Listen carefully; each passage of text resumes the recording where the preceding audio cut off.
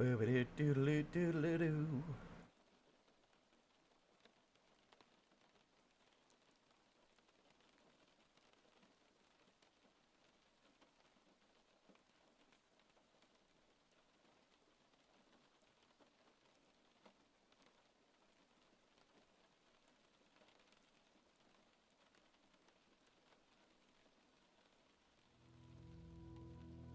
Hello, Shadow. I'm getting set up. I don't know how long we're gonna go because it's already like 8:45, but we'll see. I need to get some food first, though, so hang tight. Ugh. Oh my God! Woo!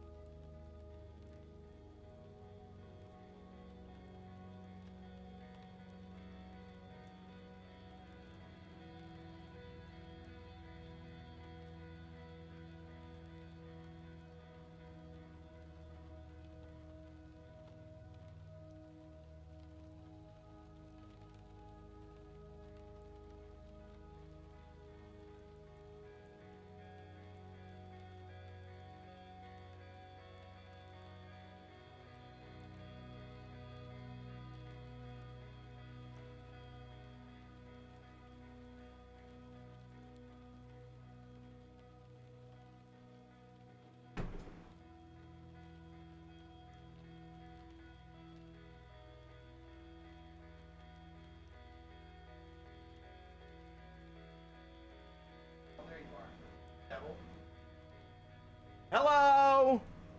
I got a lot to talk about, but give me a minute.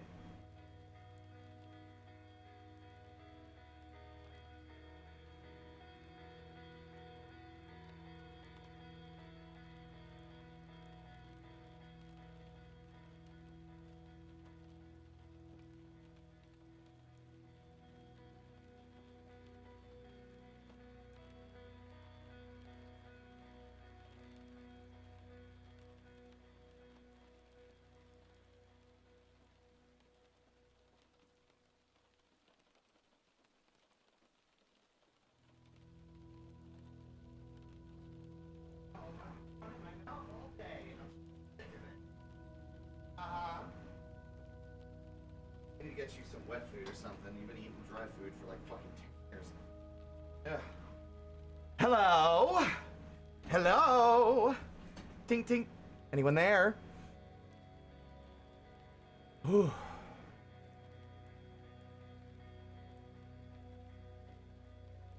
Hello, everybody. Happy Saturday. How's everyone doing? Illinois Pale, Tech, Drainar, Shadow. I'm gonna head back downstairs in a minute to grab my dinner. But for now, I'm here. And very tuckered out.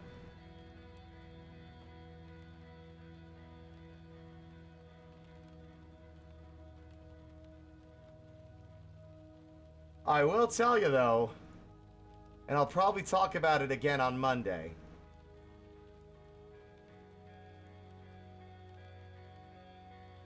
You know, sometimes it can be hard to really judge how well a tabletop session went.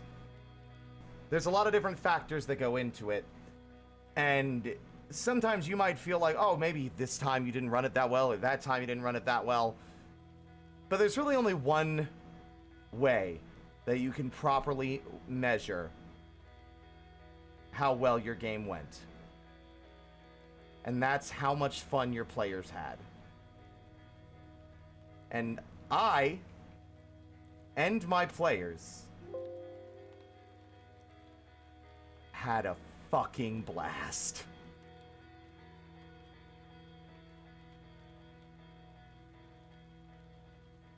So let me tell you about our fucking tabletop session today, huh? Hello, Brodo. Even if we don't have a huge crowd, we'll talk about it again on Monday, I'm sure, but I want to talk about it a bit now. So, let's give a bit of a recap for those who aren't aware, and I'm going to do this really rapid fire. We have 3 players. We have Caliphimaruda, played by my friend Mystic Doodles, who is a warlock Aquari who's about 6 feet tall and lanky as hell. He's mute now. Aquari are fish people. And I will show you each of these characters in turn, because it is important that the context is fully understood. So this art is a bit old. He's around 18 years old. I don't know if Mystic's drawn new art of this boy yet, but this is Califim. Then we have Claude Laurent, who actually has a new reference I should grab from our Discord. My boy! Claude is an Aracana, which is a spider. Oh my god, that is so tiny. Why are you so small, Claude? There you go. That's Claude. They're missing an arm because it got burnt off when they were destroying the Wraith of Point Sorrow before it could kill everyone in the guild. Hi, Mystic. There's one of our players now, right there, Mystic Doodles. But yeah, this is him now. That is Claude's new weapon that they workshopped and built themselves, called Resolution. It's so cool. It's basically like a mix of an insect glaive and a gun lance. It's so awesome. And they got to use it to very dramatic effect this session. And then we have Glory Be Clement, who we also need to grab the new reference for, actually, who is a slime folk. Played by my... Oh, by the way, first off, Claude is played by Prima, my friend Gabriel. So these are some doodles done of our third character, Glory Be Clement, a druid slime folk, who has kind of entered his, like, Joker arc a little bit this time around. After a lot of dramatic and traumatic experiences, he's kind of, like, opened up and really shifted his approach on how he handles and deals with things. But yeah, now this is him in his current outfit, because it is, you know, they're heading into the Arctic to the north. So this is what he's wearing. So yes, and the hat is alive, hence the eyes and teeth. The hat's name is Eva, by the way, who we didn't really resolve after that happened, but I just want you guys, like Mystic, you can convey this to the others. I just want you to picture Lockstep literally wearing that hat for the rest of the session, even when they were doing all their sick moves in the car. Yes, he is still wearing her. Yeah. So Eva is a hat.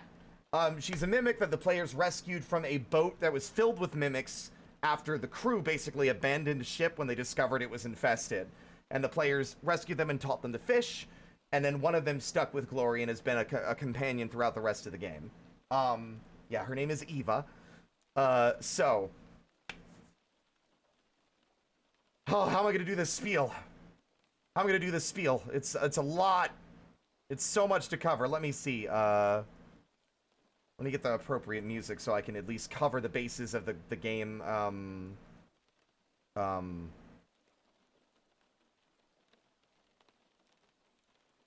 Astera, that's what it's called. There we go. There's our music.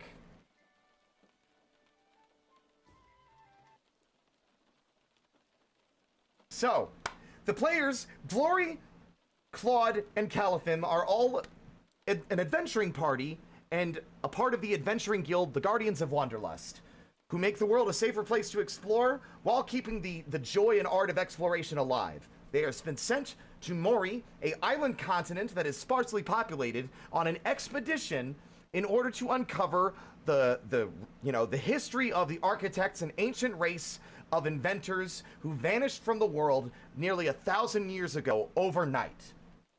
The most concentrated amount of their technology has been found in Mori, and so the guild has been sent here to investigate. However, another organization, another group is after these ancient relics. The Phantom Assembly, who are a cult of people who stick the souls of individuals in suits of armor, and it seemed to have some kind of sinister goal. But the leader of the group sent to Mori is actually a traitor who had his wife and daughter killed by the Phantom Assembly at some point 15 years ago, and wishes to use their resources to destroy them by uncovering the Great Work, a machine supposedly capable of granting any wish.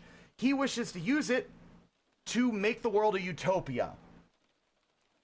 And he has done a lot of terrible things to make that goal a reality. So that's the fucking setup. That's the framing by which this whole game has been built.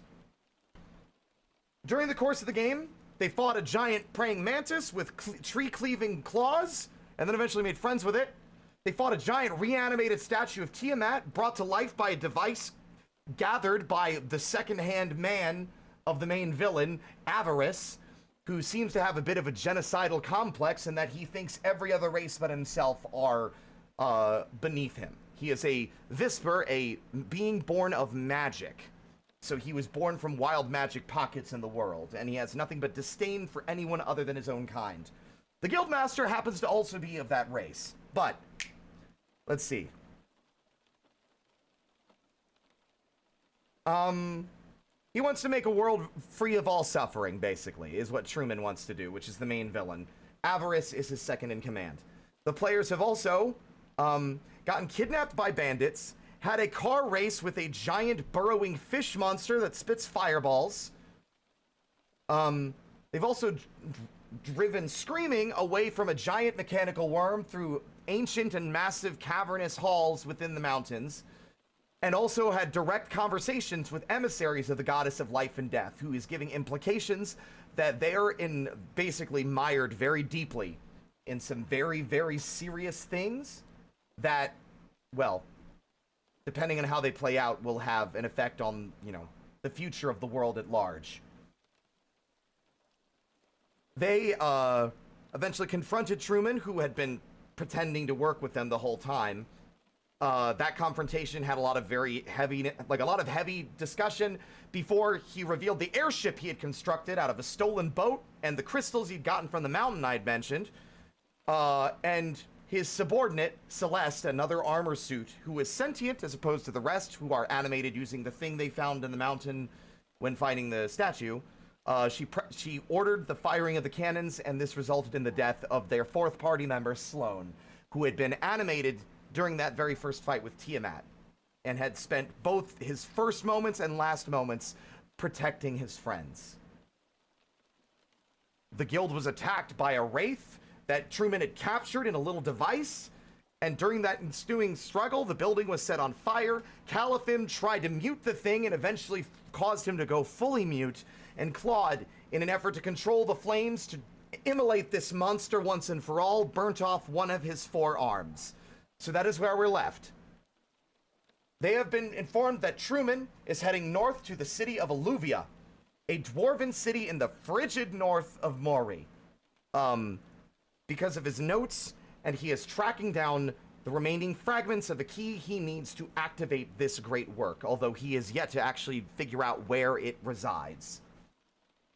The party knows. It's underneath the capital, baby.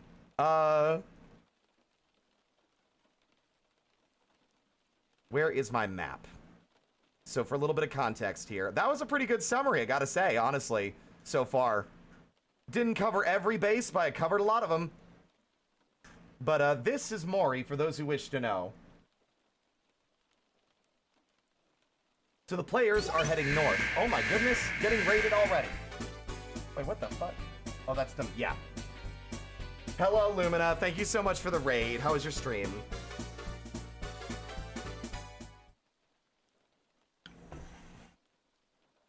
No, Shadow, please don't include Ardwin in this. He's not involved. I imagine the creature in question was called a Sandacuda.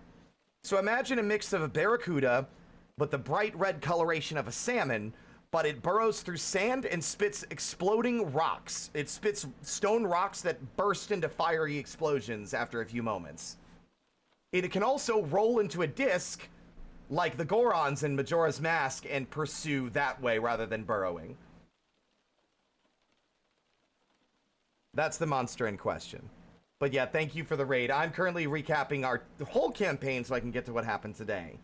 So, The players have been through a lot.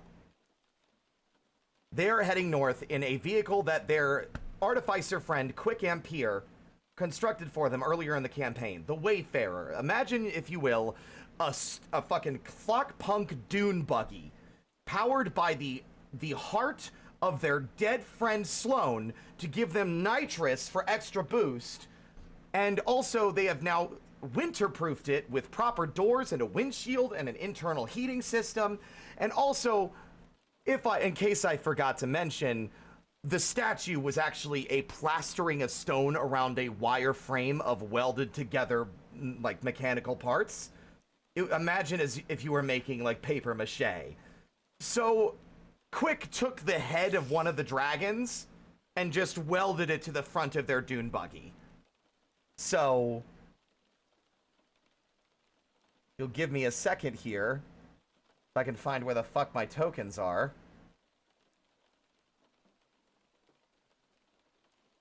Where are the tokens for the Wayfarer? There it is. I originally piecemealed it together using stamps from Incarnate, but today I made a new one. I made a proper token that I drew myself. There's their fucking dune buggy.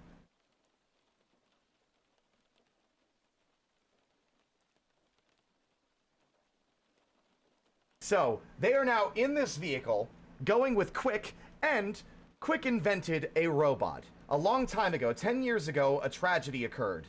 And he built, in response, the first proper, fully, like, autonomous construct capable of following complex instructions, which he had named Lockstep due to its very mechanical way of moving. Although it was still very, it was the most advanced and is still pretty much the most advanced as of now. But something unbeknownst to him, and something that he and the rest of the players are still very mystified by, this robot is sentient now? Which shouldn't be possible. Quick literally said, this robot it wasn't built in a way that would allow it to be sentient. It doesn't even have a voice box with which to speak. And yet, Lockstep is alive.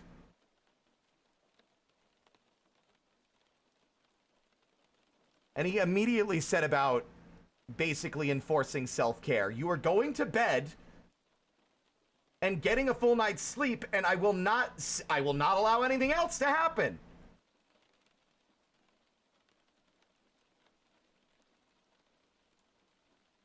So, Lockstep is driving, Quick is in the passenger seat, the players have all headed north, and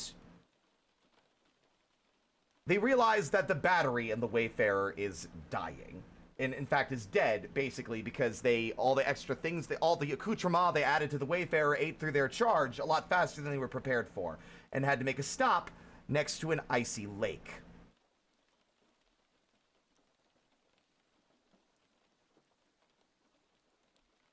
The icy lake in question. They had to stop over towards that little dock on the side, right? And while they were approaching this spot, they saw evidence of, like, burning trees, but, like, it was burned ages ago, so, like, the burnt remains are covered in snow. Clouds of mist and, like snowy flurries are being blown across this frigid, icy lake. And then abruptly, Lockstep and Quick are knocked aside into a pile of snow, and the party is knocked into the lake itself, sliding across its frozen surface. And who reveals herself, after having not been in the campaign for literally IRL 2 years? Bellfire Kilmere, an NPC that was responsible for the torching of another town earlier on in the campaign. Her and her gang of kobolds, the Fire Knife Gang, were sacking Drumchapel and diving into the mines to find a relic dedicated to Tiamat, the chaotic evil goddess of chromatic dragons. However, upon getting there, she was, like, really badly wounded by Avarice, who stabbed her in the chest at full speed, flying through the air with his ethereal wings and stabbing her with 2 broadswords. But the players saved her life. Claude healed her, and Glory pulled her out of the way of being stepped on by the statue during the course of the battle. After the battle was over, she had fled rather than stay, despite her having a reputation of being a furious, like, I'm talking like her only moods are pissed, furious, and livid. Like, there is no other mood so far. She's been angry as hell. So Bellfire has reappeared, draped in pelts of wild animals that she has killed during her time surviving up here in the frigid north. And that's where this session starts. That's a lot of summary to get here. So, God, this session was cool. So how do I do the highlights here? Because so much happened. It started with Glory immediately wild shaping into a tiny little spider that they had encountered. I need to show her art. I don't have a full body. That's the problem. I don't have a full body of her at all. I still need to draw it. I'll get you, Bellfire. 1 second. There's your angry dragonborn queen. I'd always imagined her a lot more bright crimson red, except for at the edges where she's looked like singed. Yeah, Lulzy only did the headshot. Yeah, correct. Also, for context, this is Quick. He's a goblin.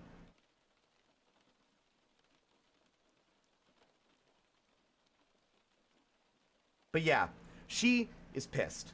And she lunges at the party, and the first thing Glory does is wild shape into a fucking spider that they encountered maybe 10 minutes prior. A dog-sized spider in a tree that puffed a cloud of dust into Claude's face, and Claude almost fell asleep. Whatever these things are, they are capable of putting you out like a light. But he immediately wild-shaped into one to avoid getting hit by Bellfire, who instead swung her club, which, by the way, she used to have a giant, terrifying great axe where the blades were the wings of Tiamat, and all the heads of Tiamat were, like, situated in the middle where the blades connect to the shaft of the weapon. But she lost it after she was laid low the last time the players found her. So now she has a giant wooden club that she carved herself from a tree trunk inset with stone spikes. It's literally a fucking Oni club. If you've ever seen art of, like, Oni before, it's an Oni club. And so she's swinging that instead at Califim, who tries to use telekinesis as with his warlock powers to yank the club out of her hand and hit her with it. He doesn't succeed, and she realizes what he's doing, so instead she just lets his tug swing the club towards him for her, and clobbers Califim and sends him flying backwards away from her across the ice. She then uses her momentum, swings around in a circle, and tries to strike at Claude. During the course of this battle, Glory is trying to figure out how to move on the ice because they're struggling. And as the battle goes on, eventually, it is just Claude and Bellfire. Just the two of them. Let's see. I don't think I have the other song I was using, so I guess I'll just use, the song that I think is her de facto theme, even though it's a Nintendo song. Which is, not gonna play, because apparently my computer doesn't work. iTunes, are you fucking for real? You're ruining the fucking dramatic moment. There it is. Team Aqua, Team Magma battle. So now it is a one-on-one fight between Claude Laurent and Bellfire. Claude, by communing with the elementals after his incident of incinerating the Wraith of Point Sorrow, is now fully and completely immune to fire damage.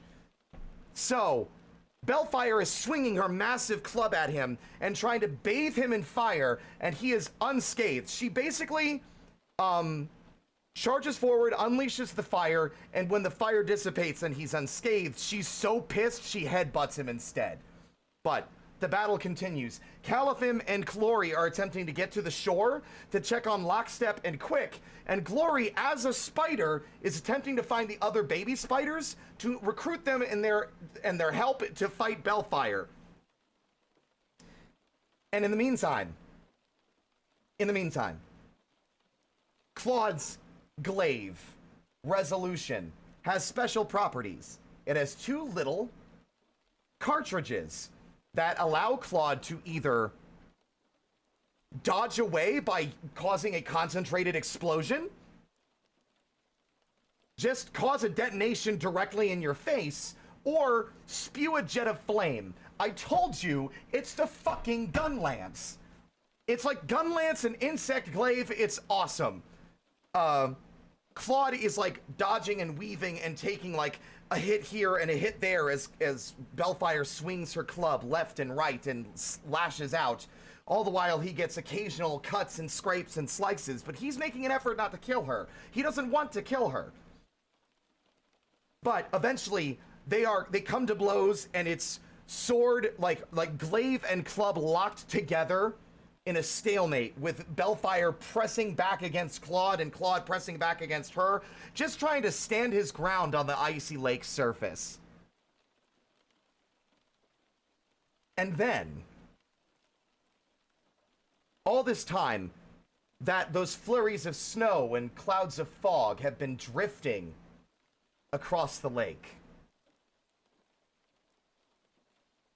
And unbeknownst to them until this moment, something new has arrived.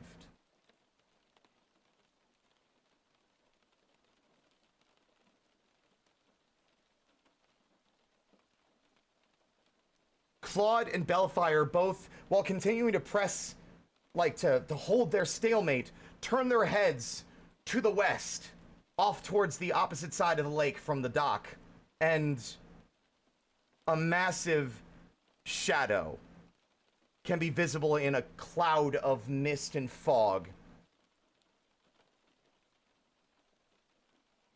And as that mist and fog continues to be blown away, revealing the shape,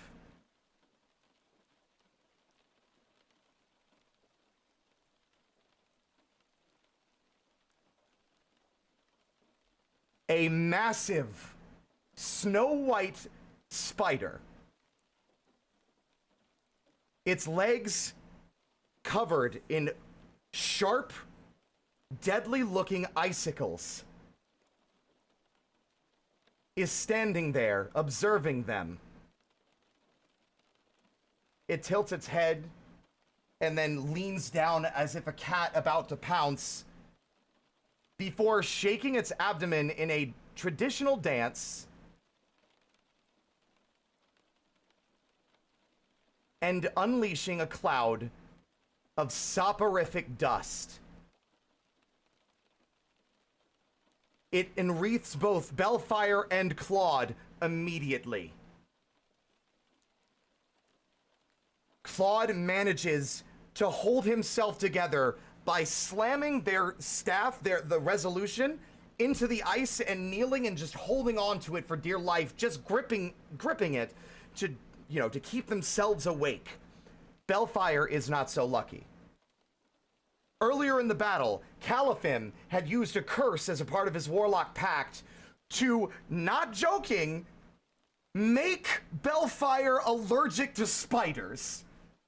So you can imagine how quickly this went from, haha, she'll have a disadvantage to spiders, to, oh, that's gonna kill her. Uh-oh. Bellfire staggers backwards, clutches at her face, punches herself in the face several times in an effort to keep herself from falling asleep, before collapsing backwards unconscious and dropping her club. Her face immediately starts to swell, and Claude, in his moment while trying to hold himself together, can see that Bellfire is going to die of anaphylactic shock if intervention is not taken soon. Immediately, the spider strafes and skates along the surface of the lake, its frozen legs acting literally like ice skates, before approaching Bellfire, bundling her up into a swaddle of silk and throwing her on its back.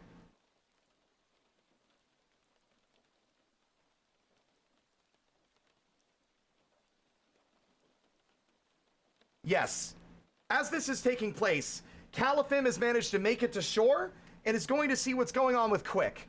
In the previous session, Quick was having a bit of an emotional breakdown due to an event in his past. 10 years ago, he used to be an adventuring party with another member of the guild, Waywocket, as well as Does Blight Scrap, a big, burly gnoll. But during a mission that went wrong, an argument broke out between him and Waywocket, and it resulted in their other friend Thalia Varen having to take the bullet, effectively, to save their lives from an incoming danger that they did not see. Ever since, Quick and Waywocket both have blamed themselves, and he had a moment of pity where he also blamed himself for the death of Sloane before Caliphem shut him the fuck down. And at this moment, as this battle is raging, before the spider truly arrives, Quick basically steps up and grows as a person. Caliphem was right. Sloane made his choice, and so did Thalia. I need to stop blaming myself for other people's decisions and start making my own. He tells Lockstep to charge the Wayfarer, puts on his goggles, tightens his gloves, cracks his neck, and as Lockstep asks, "Where are you going?" Quick just says, "I'm going to take some responsibility," and charges out onto the ice to help the party. As this happens, Glory, as a spider, is like trying to get the other baby spiders, like, hey, Glory literally like ice skates over to the shore and yells at some spiders in the trees, and it's like, all Glory says is, "Help!" And because Glory didn't specify, the baby spiders were like, "Help? Okay."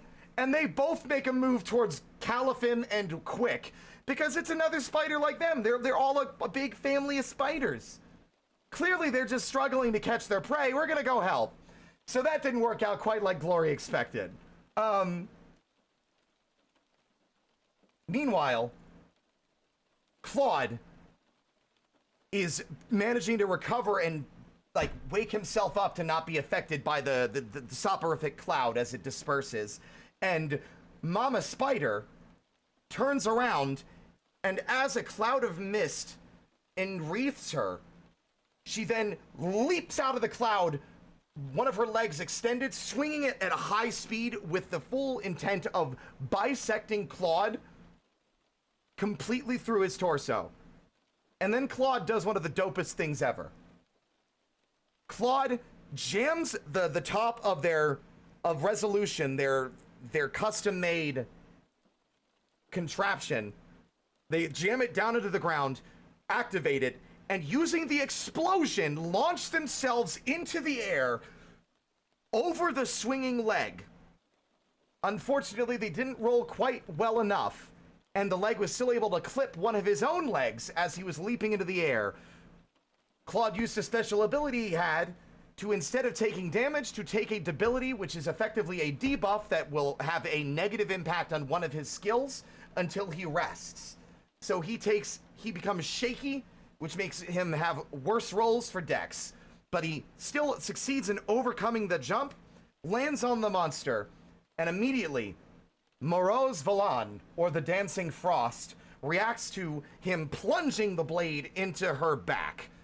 He doesn't get it quite far enough in to do any significant damage, but enough to draw her attention, and she immediately, like a fucking ice skater, spins around at high speed across the ice, like a whirling, deadly dervish.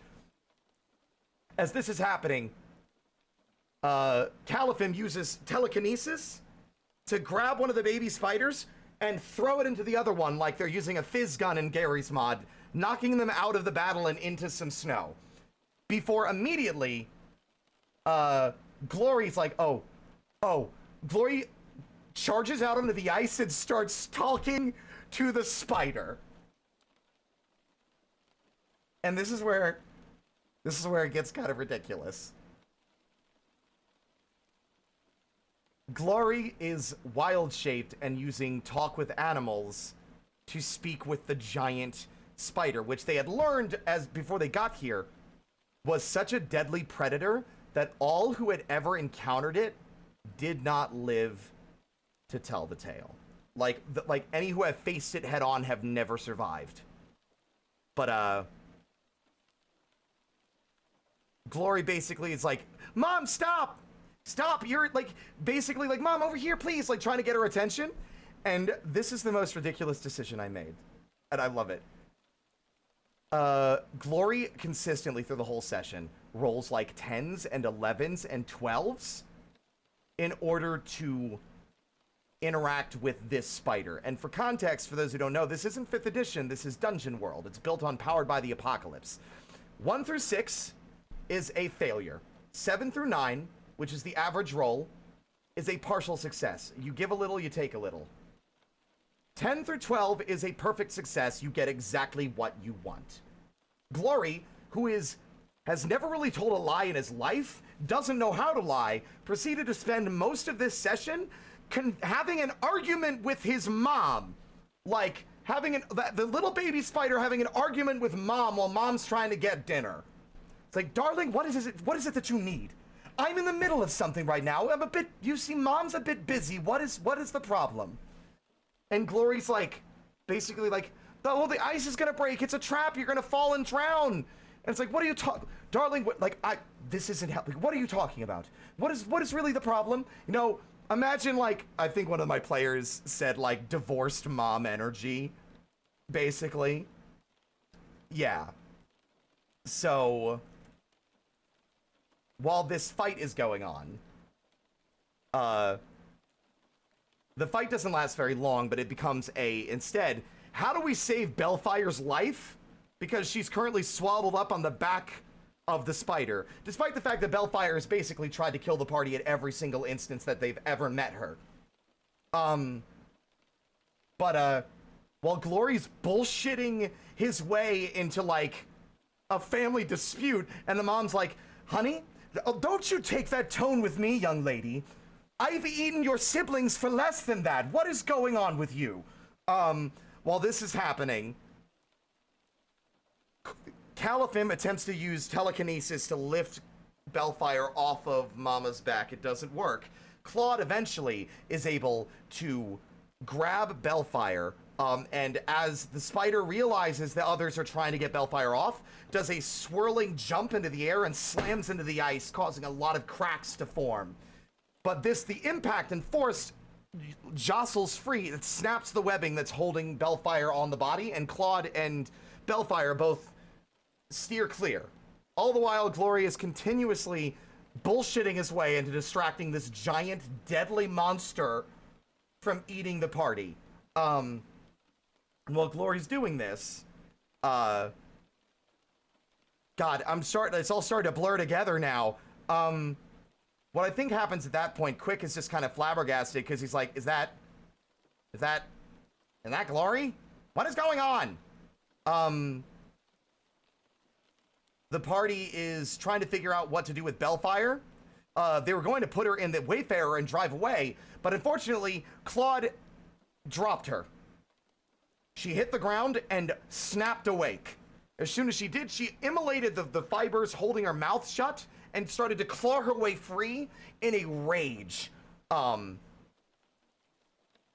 And she's about to, like, lay out on the players again, but she doesn't have her weapon. And then she sees the giant spider that has finally caught on that something's going on, hasn't caught on to Glory. The mama's just like, she hears the noise, she kind of, like, skitters a little to the right and sees what's going on and says, I don't have time for this. Darling, we could talk about this later. And she puffs a cloud of sleeping dust into Glory's face and puts Glory to sleep. Glory immediately loses wild shape and just becomes the slime that they were again. But Mama turns around and starts making her way towards the party. And that's when Bellfire sees that and hesitates in what she's doing. And that's when Lockstep comes ramping onto the icy lake, swerving around. And at this point, the Mama is pissed. She's like stomping her legs into the ice in like a rampage, causing the ice to crack and fracture and split. And Lockstep basically says, now is a good time to get in. And then he points at Bellfire and says, get in the car if you want to live. And in a brief moment, everything sort of like is in slow motion.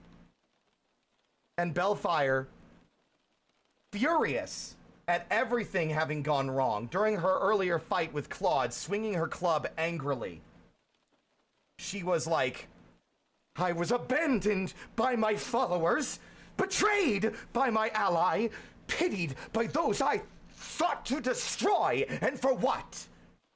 The purpose for which I was raised since I was but a hatchling, the very reason I sailed to this wretched island, turned out to be nothing but a farce, the remnants of which now adorn the front of your infernal contraption. So she's got some issues, right? She's got some issues. Bellfire's got some issues. Being too prideful and unwilling to accept their aid, she leaps over the Wayfarer, stances up and unleashes a torrent of flame at the spider. Lockstep just says, you made your choice. And they speed away. Lockstep, swerves and leaps and ramps it off of the rapidly fracturing ice until they were free of the lake and driving away. And as they are driving away, and as the party looks back, they see the Dancing Frost swing, sort of a backhand swing with one of their front legs, strikes Bellfire in the stomach and sends her flying backwards a solid, I would say maybe 80, 90 feet at a high speed directly into a tree with such force that the tree splits in half. And one would think that that is where the story would end for that encounter. The party are in the Wayfarer. They've escaped. Oh, by the way, for clarity, before they drove off, they also did a sick, Tokyo drift around the spider to pick up Glory while in motion. They had, the doors open, and Caliphan, leaned out and scooped Glory up off the ice and brought them in before they drove off. And, then one of my favorite character choices in this entire campaign happens. Claude feels a lot of regret and doesn't want to leave Bellfire to die. Hush. Young lady, off the tower. Hush! You stink as well. Don't come in here and whine and then stick your poopy butt all over my computer tower. Jesus. Ow, my knee. Okay, so gotta get my head back at the zone. Claude is regretting this. Claude doesn't want to leave her to die. He feels like he basically said, she made her choice. I would have chosen differently. And the thing I talked about with Quick earlier comes back, where Lockstep basically says, if you wish to do something different, you may. And Quick basically says, there isn't a day that goes by that I don't think about what I could have done instead. If you don't do something, you will regret it for the rest of your life. And Claude, in my favorite character moment, basically decides, I can't let this stand. I have to try and save her life. And the party's on board, and they do a fucking sick, drift, and Lockstep punches it back to the battlefield. This fight ain't over, baby.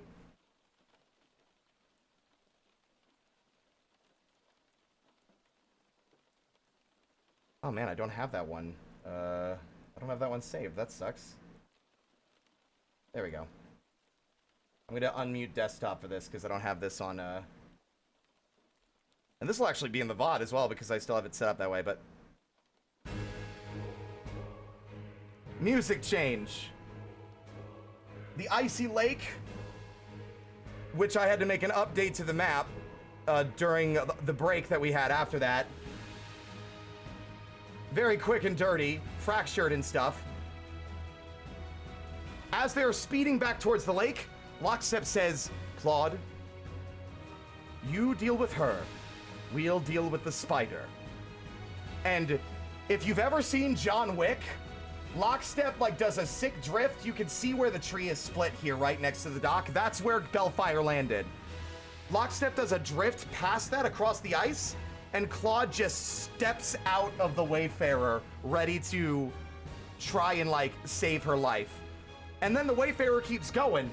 And meanwhile, Moraz Valan, the Dancing Frost, is basically here, she was going to close in on Bellfire after Bellfire's attack, but Caliphim had used another curse to basically reveal to the spider its greatest fear, which the players and I we never know what it is. But they had placed it off behind where Bellfire had landed, and that was enough to keep the spider away from her and prevented her from finishing the job. Lockstep is like driving through the across the safe ice surface down underneath where I have her on the map. And the party is working through things. Gloria's basically like, they found out during the course of this fight that the reason that Mama is so insistent on eating the party is because Bellfire had been hunting all the wildlife in her primary source of prey to a level of scarcity that Mama didn't have the food they needed. She primarily hunts moose, like massive megafauna, like moose and bears. And there are so few left because they're hiding, because Bellfire's been on the warpath. So with Glory knowing that, Glory uses their commune with elementals thing as a druid to manipulate water to bring a huge geyser of water up and out of the lake, which Caliphim then uses telekinesis to pull a mountain of fish out to feed Mama. And this is happening as a funny background event while Claude is having a very actually genuinely heartfelt interaction with Bellfire, who is just furious. Bellfire is critically injured. Her spine is snapped. Her legs can't work, and Claude doesn't have the healing required to actually like fully fix her up. They can only stabilize her. And all the while, Bellfire's just like, why? Why would you do this for me? After I tried to kill you multiple times. And like, she doesn't even say that much. And Claude sees a look on her face. Before she realizes he's there, once she snaps awake after he heals her, for the first time ever, the expression on her face was not one of anger, but one of fear. Before the anger comes back when she sees that he saved her life again, god fucking damn it. But Claude looks at her when she asks that question and has a realization that this is a person who has never been shown kindness in her entire life. She cannot understand why someone would treat her this way, especially after all that she has done. She torched an entire town of innocent people. She didn't kill any of them. Fortunately, they were survivors, but she's probably done a lot more. She was raised since hatching by a cult, something of that nature. Claude, I lament that I do not remember what Claude said, but Claude basically summed it up that if I have the power to save you, I will. Oh, you do? Do you have it, Mystic? Send it to me. Claude said some really baller shit. Basically making a promise that... oh, right! You are a person that may have never really been shown kindness before in your life. And, yeah, there it is. Some people will go through life never feeling kindness. I may be the first you ever have, but I swear to you, it will not be the last. And for the first time, Bellfire doesn't like say anything in response. She lays down and the tension sort of releases as she stops like tensing up and accepts for the first time in her life somebody else's help.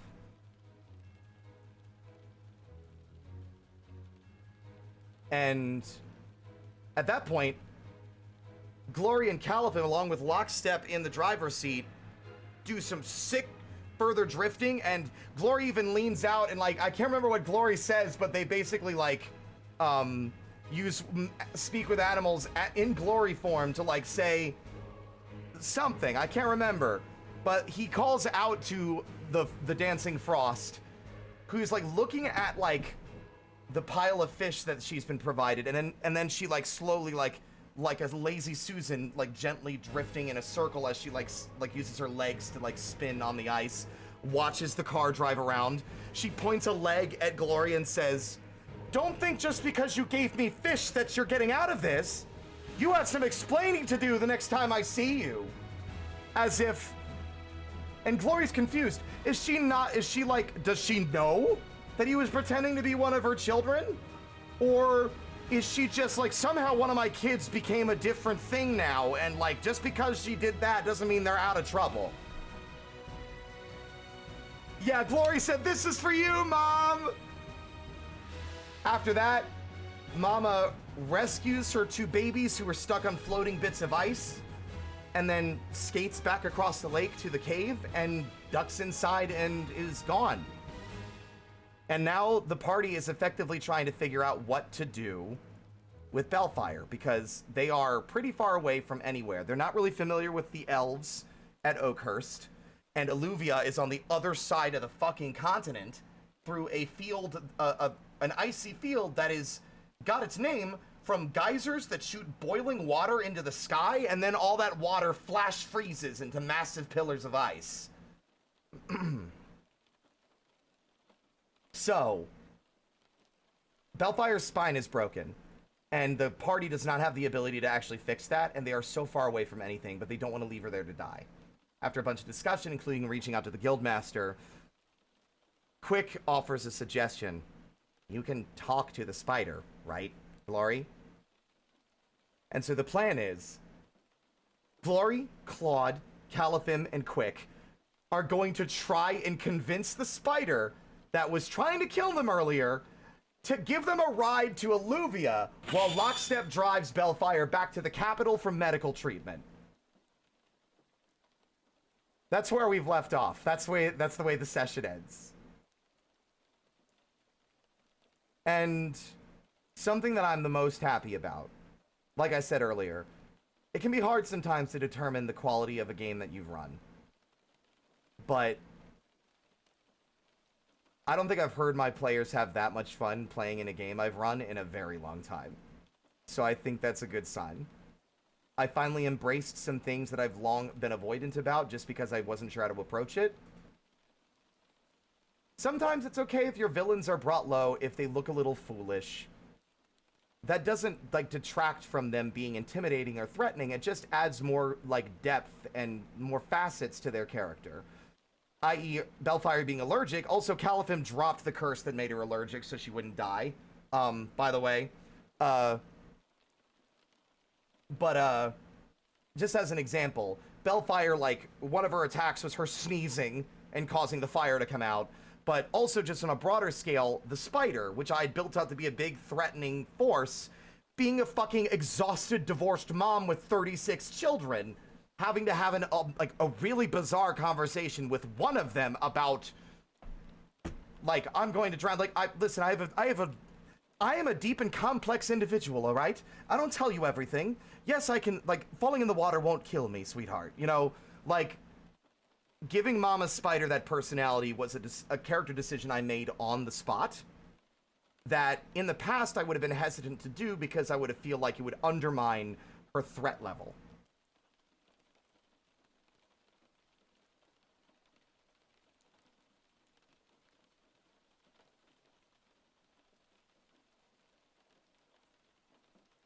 So that was today's session. It's easily, like, everyone had an amazing time. There were so many great character moments, and it really shook things up in a way I hadn't foreseen. And it made me realize it made me realize that the changes I decided to make in regards to my style of DMing were the right choice. Because I watched Fantasy High, and I'm like halfway through Tiny Heist from Dimension 20. And one of the big things I took away from watching Brennan DM is how little he, like, breaks kayfabe, and how he never, like, oh, I wasn't expecting that, I don't know what to do. He just, like, says, oh, okay. And then he rolls with it. And that is something I wanted to bring forward here, is to just let it ride. The players want to do something wacky? Let them do it. And I'm really, really happy with how it turned out. I'm so thrilled that everyone had so much fun. Everybody had so many good moments. I think my favorite part was actually, I think what drew the attention of the spider while Glory was still distracting her, while Bellfire was, like, wrapped up, was Bellfire woke up, shot a burst of flame up, and Califim, being the extra, like, 18-year-old he is, attempted to do a backflip to avoid getting caught in the fire, and rolled a 5. So instead, he did half a backflip and cracked his face into the ice, and that was the noise that got her attention. That was when Morazvalan, that's when the Dancing Frost was like, all right, we could talk about this later, darling, and just put Glory to sleep. Like, it's just, fuck this game. I'm filled with so much joy that everyone was having so much fun. Like, absolutely fucking incredible.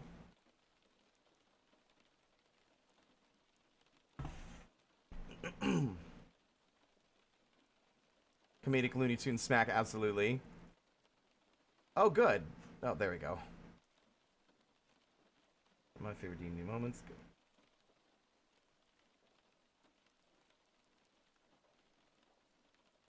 Sometimes players do something wacky enough that the DM calls lunch break. Yeah, so basically, my new mentality is to, like, let it happen. Because the point is to have fun. And honestly, I think that decision going into today's game is what made it so good. And, like, I feel... I'm not bragging, because the players also made it amazing. They had so many good moments. Claude deciding to turn the car around to go save Bellfire's life is my favorite moment in the entire fucking game.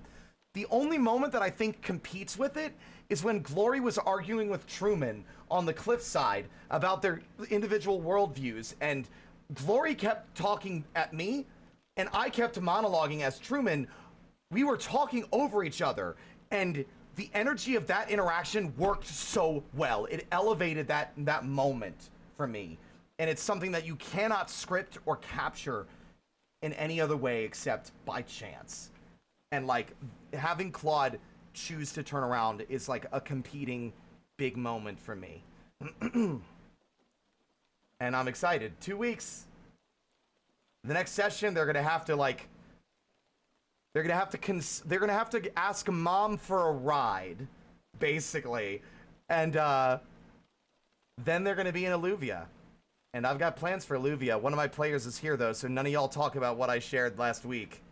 Hushy-washy now. I got fucking plans, baby.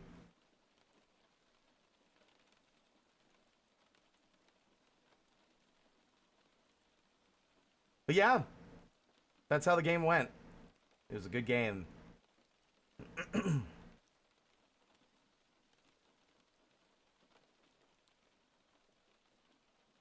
Now I just wanna play.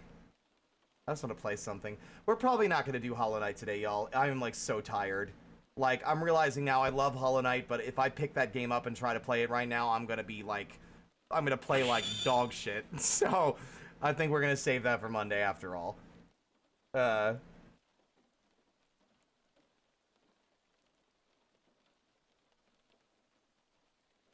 Oram, thank you for the resub. For those coming in that weren't here on Friday, by the way, we have a bunch of new emotes. We have 3 new emotes y'all should check out. We have, Wasn't Listening, Salute, and Wheeze. The laugh has finally been replaced.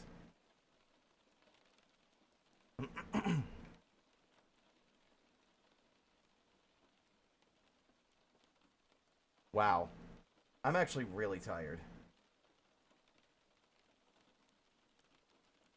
Holy shit.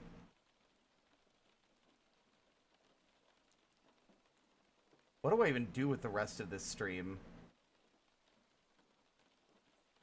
I think I might just leave it at that, actually. I know it's a short one. That's like the shortest stream on record.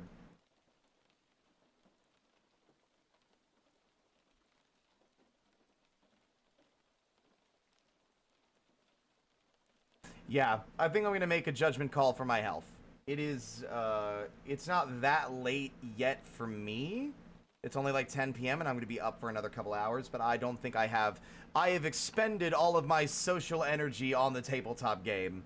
So I think that is the extent of what I can provide for the entertainer aspect of things. So, just so that y'all aren't just getting sent to the winds, Alpha is currently playing on the Hereafter RP SMP. They're playing some Minecraft. Skeleton Alpha is a fellow DM and VTuber, Skeleton Man. We're gonna send you over to Alpha. Our raid message will be here to cause mischief. All right. Back in business. Yeah, you can hear him, can't you? He's back in business. Isn't that crazy? He's back in business, everyone. In fact, that's going to be our actual raid message. Back in business, because I forgot to mute desktop audio, and that's funnier to me, actually.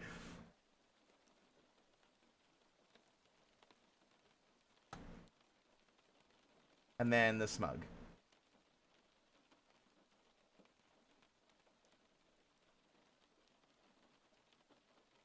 Thank you all so much for watching. More Hollow Knight on Monday. Honestly, with the pace that I've been going, we'll probably be done with...